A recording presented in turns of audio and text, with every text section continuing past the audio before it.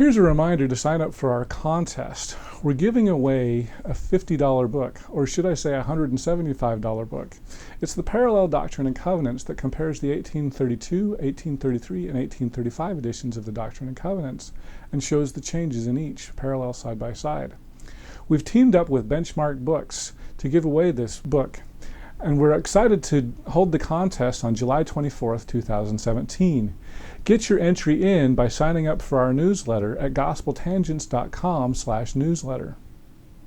The RLDS Church was founded on the claim that Joseph Smith never practiced polygamy. Even on her deathbed, Emma Smith made the startling claim to some that Joseph didn't practice polygamy. Conservative bloggers such as Rock Waterman and even Denver Snuffer have claimed that Joseph Smith was a monogamist. However, current RLDS Church Prophet President Stephen Veazey has made the claim that historical records show that Joseph Smith did practice polygamy. What does Dr. Brian Hales believe about these allegations about monogamy in Joseph Smith? Well, let's talk about Emma again. So, as I understand it, on her deathbed, she said that Joseph never practiced polygamy. How do you, why do you think she denied that? Was that just she didn't want to believe it, or she didn't want her children to believe it, or what do you? Do you know?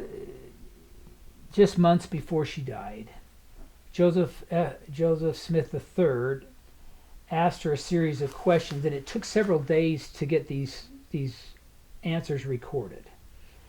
And they were recorded by Joseph Smith III, Joseph Smith III. And in that set of questions, she said some things that are really important historically.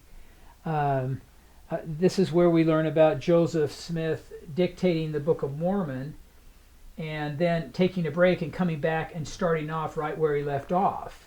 And details that we hold to be very important. Well, one of the questions was Joseph a polygamist? And she denies that he had any other wives than her. And there has been some theories that she may have had some senility and just meant it but had forgotten. That's Mark Staker's take on it. Oh. He shared that with me, and it will be in a book that he's working on. Lawrence Foster, who you also quoted, a very good polygamy scholar, he theorizes that the questions were phrased so that there could be plausible denial. In other words, you're going to deny polygamy, but it's not talking about celestial marriage. As I look at the questions, I don't really see that parsing of words to allow that, but Larry's a smart guy, and that's how he kind of rationalizes Emma's denial. I have an article that I've been pitching to different people to publish on the denials. And to be quite honest with you, there are at least two other denials that clearly were not senility, were clearly not specially phrased questions, where Emma just comes right out, and they're fairly well documented, said Joseph did not practice polygamy. And how do I deal with that? I don't know. I do not have a good explanation. I think Emma was an amazing woman. I look forward to meeting her someday. In our theology, that's a possibility. She had the worst row to hoe of all polygamous wives, in my view. She did remarkably well. She stumbled, but I believe there's plenty of forgiveness on these things for her. And but I honestly don't know how she was able to say the things that she said. Hopefully these will be published. I put them together. I just haven't got them published yet. But it's pretty clear that she just denied it flat out, and I don't know how she made that work for her. But they're there. Well, there's another book, Joseph Fought Polygamy. I think the price is. It's right over there. You've got on my shelf. So I would assume that they would quote Emma quite a bit as well. How do you? I've been surprised that I know Rock Waterman has been somebody who's kind of bought into this. It boggles my mind why anybody would say that Joseph never practiced polygamy. But talk about what are some of the justifications for that, and then why are those justifications incorrect? It's interesting, Rick, that you would bring that up now, because by the time this interview is aired, the interpreter will have published a very long article that I've written where I don't just give evidence that Joseph did it, but I actually attack the arguments by, I mentioned Rock Waterman, I mentioned the Prices, and then Denver Snuffer, who is, in my view, just the latest false prophet. And remember, I started looking at Mormon fundamentalism, and I documented and wrote articles on men who came as great leaders or great for this reason or that reason, and then they just fall by the wayside. And there's a number of these that I talk about in my book. And I think Denver is just the latest in all of this type of a pattern. But for those who have questions, the easiest way probably to detect Denver is to, he said Joseph didn't practice polygamy, and then just look at the evidence. And I outline it all here. It is true that most of the evidence that Joseph practiced plural marriage is from late sources, but not all of it. The Nauvoo Expositor states right in there that Joseph Smith had a revelation. It was read to the High Council. We've got testimonials from William Law and Jane Law saying that Joseph was teaching polygamy. These are contemporaneous. There are entries in William Clayton's journal. John C. Bennett clearly had heard some rumors. I don't think he was ever in confidence of Joseph with it. But to say that it's all old is not true. There are some very important contemporaneous sources. And then you've got a whole truckload of late sources from dozens and dozens of people who must have either been in a huge conspiracy or Joseph was practicing it and actively teaching it. I also, in that, have a section on section 132. People say it was doctored up or something like that. It is true that the William Clayton version was destroyed. We don't know exactly how. There's contradictory evidences there. Did Emma burn it, or did she insist that Joseph burn it? I mean, the differences are not huge, but it clearly was destroyed. But there had been a copy made, and this is by Joseph C. Kingsbury. He did it. He was a penman. He could write, and in that day, if you could write with a good pen, a good handwriting, that sets you apart, because not everybody was that literate in the Nauvoo era. And so he wrote this down at Bishop Whitney's request, and he kept that. This is Helen's father. He kept it in a notebook until 1847, when he was asked to give this to Brigham. And we have an account from Horace Whitney, who wrote it down, copied it, and that copy they still have, I guess, I don't know, but the copy that Joseph C. Kingsbury wrote down is available online. You can find it on the Joseph Smith Papers Project. I've reposted it too. But if you look at it, it's clearly in Kingsbury's hand. It's not been doctored up. There's no evidence that anybody was editing it or making changes in it or anything like the accusations are saying. And we've got testimonies from Clayton and Kingsbury that this is the actual document that Joseph dictated that day. So it dates back to 1843. The provenance is very good. The idea that Brigham had it written up or something is not supported by any kind of evidence. So this is the first time I think anybody has actually written down a provenance of the Kingsbury copy. And there may be some details we wish we had, but it's really pretty clear that Whitney kept it until 1847, then Brigham had it, and he published it in 1853 to try to bring in some other scenario to support Denver Snuffer's version or something. Just, it's a contrivance. There's just no way to do it from a historical documentation standpoint, in my view. Okay.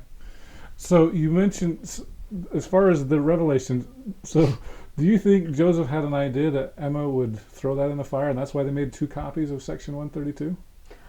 I think it's a coincidence that there was a second copy made. The accounts don't say Joseph was pushing for this. Hiram was involved, but they wanted this copy, and so they just allowed it to happen. So then there were 2 copies running around, and we have numerous accounts from people saying they saw it.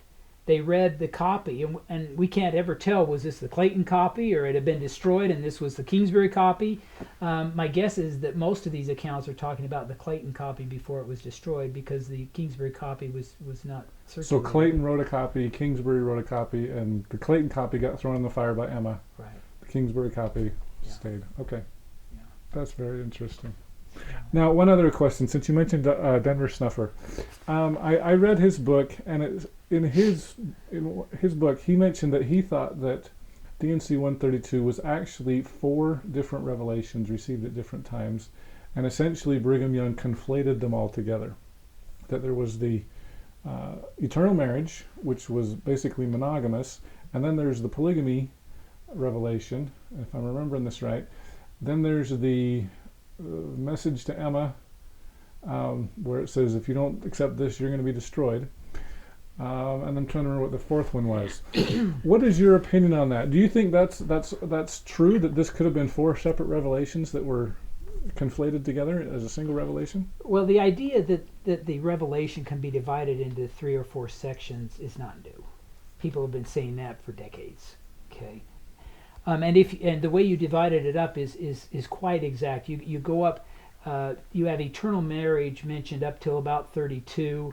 Then there's some discussion about polygamy, old time polygamy, Old Testament polygamy, and then we launch in. I think it's around verse 51 to Emma, that takes up the next 15 verses. Yeah, till well, you could actually divide it at 61, but she's mentioned again in I think 64. So those are the 3 or 4 divisions that are typically made, and we don't know when they were received, but by every account we have, it was dictated from verse 1 to 66.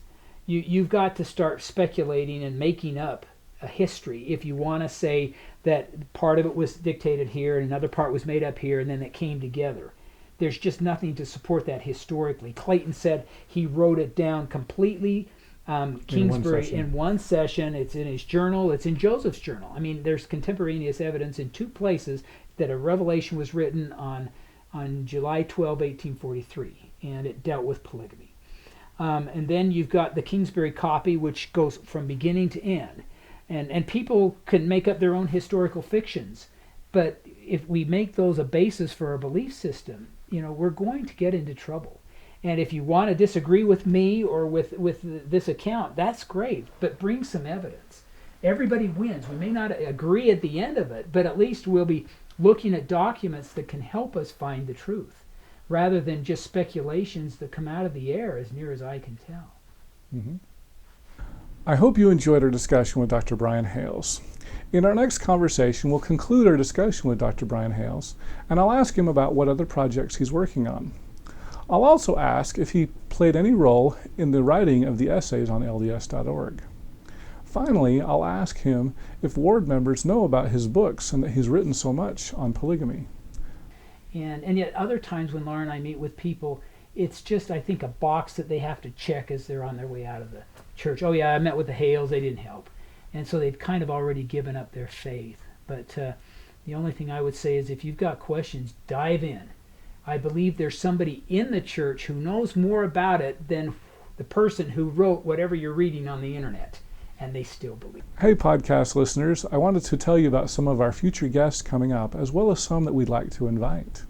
I'd also like you to let us know who you would like to hear from, and also if you have any questions for our guests. Go to gospeltangents.com/contact to let us know who you'd like us to interview, as well as if you have any questions. Over the next few weeks, we'll have Jim Van Cannon. He's a member of the First Presidency of the Remnant Church of Jesus Christ of Latter-day Saints. We've also got a polygamy expert, Ann Wild. In addition to that, we'll be talking to David Rosenval on his theory of the Book of Mormon. Some future guests that we'd like to get are Dan Vogel and Simon Southerton. Dan is an expert on Joseph Smith, and Simon Southerton has done a lot of work on DNA in the Book of Mormon. In addition to that, we're hoping to get Richard Turley and Janice Johnson, who've written a new book on the Mountain Meadows Massacre. Who else would you like to hear from, and what questions would you like to ask them? Please, once again, go to our website, gospeltangents.com/contact, and let us know. Thanks again. Click here to subscribe, click here for a transcript, and over here you'll see some other videos that we've done here on YouTube. We hope you'll use this as a valuable resource to learn more about Mormon history.